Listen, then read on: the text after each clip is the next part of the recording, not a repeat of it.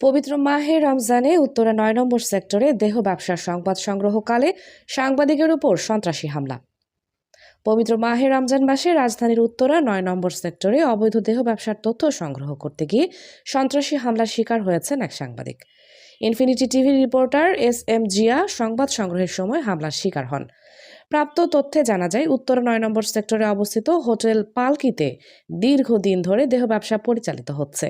এমন সংবাদের ভিত্তিতে তথ্য সংগ্রহে গেলে হোটেলটির মালিক ফাহিম ও তার সহযোগীরা রিপোর্টার SM জিয়ার উপর ক্ষিপ্ত হয়ে ওঠে।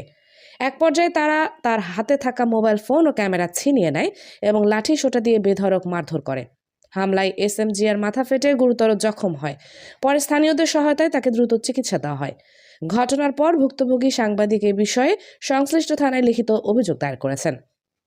এ ঘটনায় সাংবাদিক মহল সহ বিভিন্ন সচেতন মহল তীব্র নিন্দা ও ক্ষোভ প্রকাশ করেছে এবং দোষীদের দ্রুত গ্রেপ্তার ও দৃষ্টান্তমূলক শাস্তির দাবি জানিয়েছে।